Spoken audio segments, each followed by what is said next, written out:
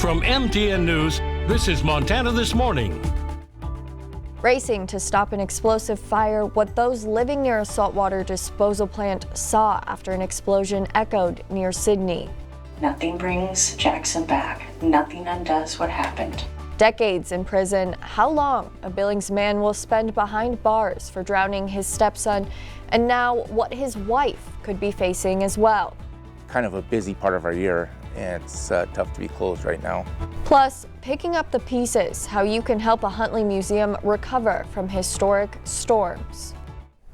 Those stories and much more coming up in the next hour. Good morning and welcome back to Montana This Morning on this Thursday, June 26th. I'm Hailey Monaco here with Miller Robson. Good morning, Miller. Yeah, good morning, Haley, and good morning, everyone. As always, thank you so much for starting your day with us. And a really nice day on the way again today. We'll see more clouds maybe today than yesterday. Slightly better chance we could see a little bit of action in terms of showers and thunderstorms here in Billings later this evening. Really to our north, we have a shot of seeing some more of those strong to severe storms. And we'll tell you more about that here in just a moment. Yesterday, we got above average, 83 for our high, just a few degrees above the norm. Now today, definitely going to be warm. Some of us into the low 90s, maybe some mid 90s out to our east. 51 our low, about 4 degrees below the norm. Top gust yesterday near 20 miles an hour. Dry day yesterday, still slightly in the hole for the month, but we're still pretty good.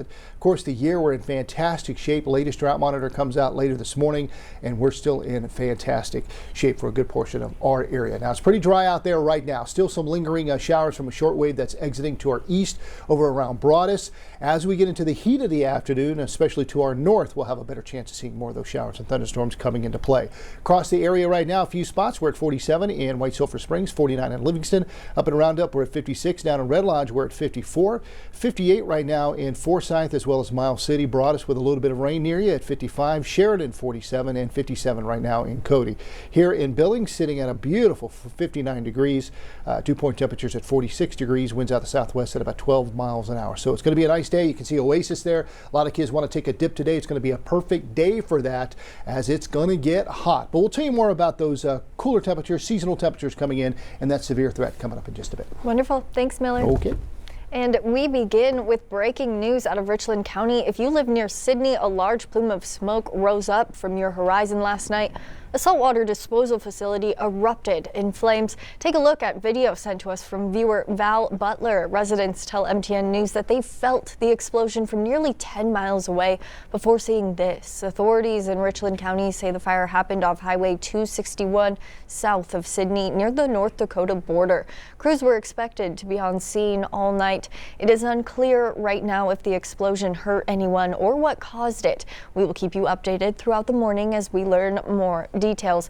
Billings City Police say they are investigating a possible arson case. We are continuing to follow this story just hours after officers say it happened. According to police, officers responded to Heatherwood Lane for what was at first reported as a weapons complaint shortly after midnight. Once they got there, officers found a small fire that had been set inside a home.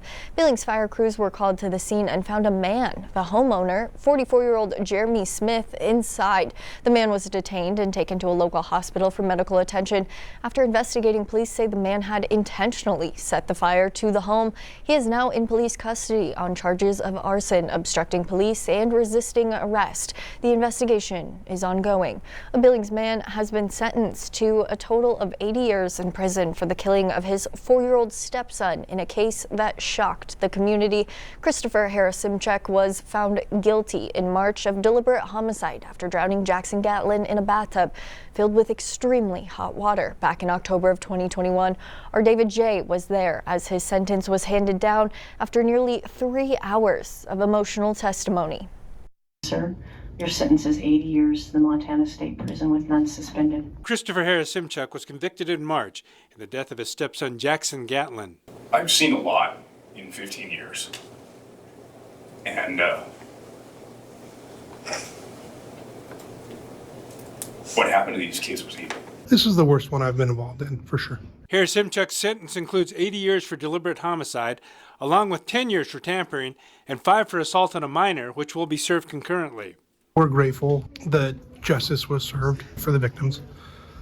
This was a long time coming. This was a case, obviously, that occurred 4 years ago, and the family's been waiting very patiently for this day, and We were glad to see them through it. Christopher Harris-Simchek sat in this chair. The family that supported him sat on this side of the courtroom. Other family and friends sat on the other side, and he listened to all the testimony of people that wanted to have some input into his sentencing. And I hope that you spend the rest of your life behind bars, even though that does not bring justice to what you did of stealing so many of their innocence. I'm requesting that the defendant be held accountable for his actions with sentencing that reflects the time my family will spend without my son, and which will be forever. Other family members spoke in support of Harris-Simchek, asking for a lighter sentence.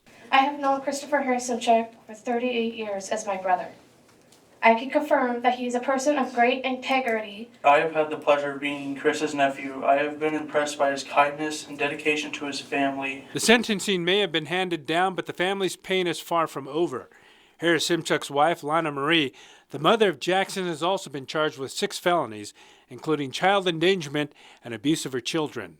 Lana was supposed to testify, but she invoked her Fifth Amendment right, but we have the right to confront the witness. Well, we didn't get that in this case. So that's just one of many appeals. The judge said no one will leave the courtroom thinking this is a perfect sentence, and the community needs to know the significance of this crime. This is who we're talking about. This beautiful face, this beautiful boy who's gone. In Billings, David J., MTN News. David, thank you. In continuing coverage, a Bridger ambulance driver remembered for decades of service has died from injuries in a crash while on duty. 84-year-old Everett Edwards passed away 3 days ago, nearly a week after the crash. The Montana Highway Patrol says Edwards was heading north on Highway 310 last Monday when his ambulance turned left onto Goldie Road and collided with a southbound Ford F-350. The other driver, an 85-year-old Bridger man, was also injured. His condition hasn't been released.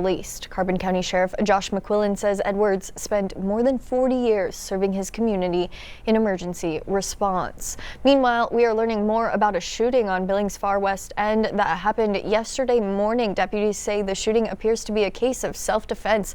One man shot and another man detained, then released without charges. The gunfire broke out around 11 a.m. Wednesday on the 7400 block of Burlington Avenue. Sheriff Mike Linder says the victim was conscious and talking when taken to the hospital. The suspect stayed on scene, with Linder saying he cooperated the entire time. The case now goes to the county attorney for review. State leaders are honoring the life of Montana's longest consecutive serving U.S. representative this morning. Pat Williams passed away yesterday at 87 years old. Williams' family tells MTN News that state leaders are now planning a ceremony in his honor. The Democratic congressman served 18 years in Congress. Williams' family says he was proudly born and raised in Butte and was a teacher as well as a member of the Montana National Guard. Williams represented Butte in the Montana State House of Representatives, serving 2 terms. He then worked as the executive assistant to Congressman John Melcher before eventually being elected to the U.S. House of Representatives in 1978.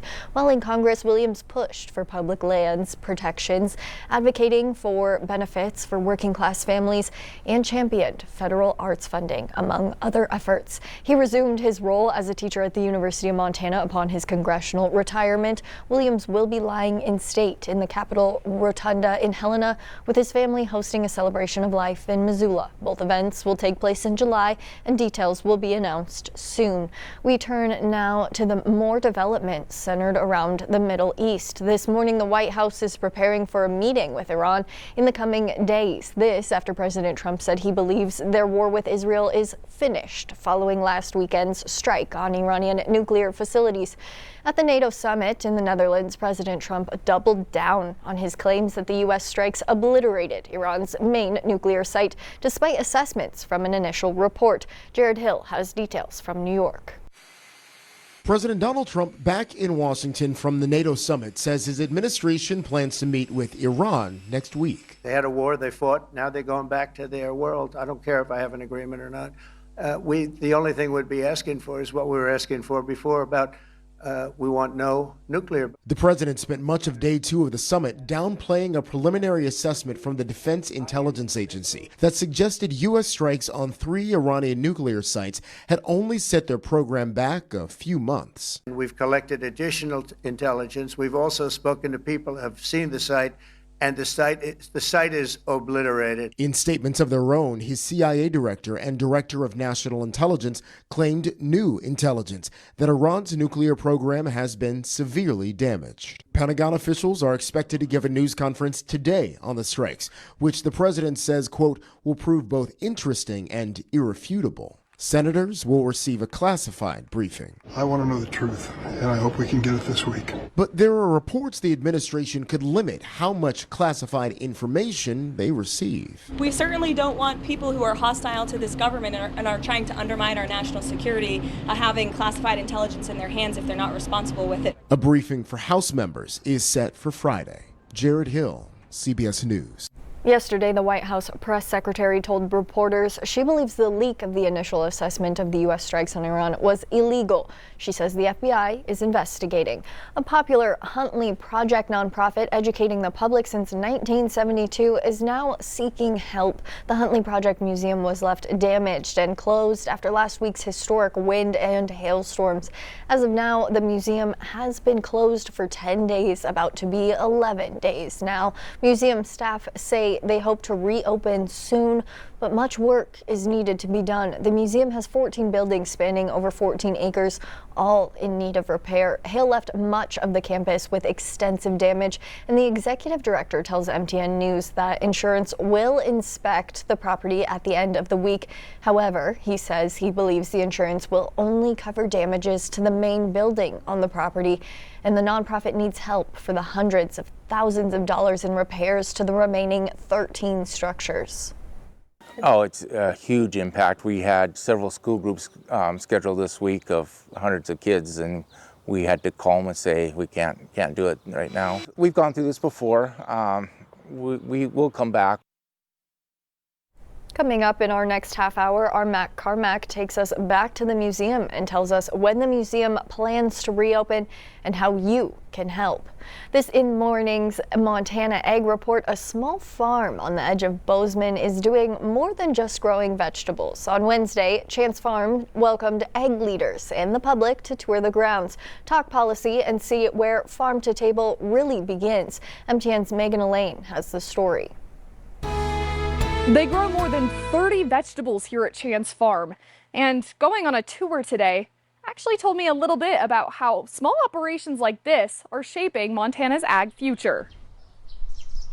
I think the thing that you can always share between farms is practices. Chance Farm started as a mere dream for Josh Chance back in 2018.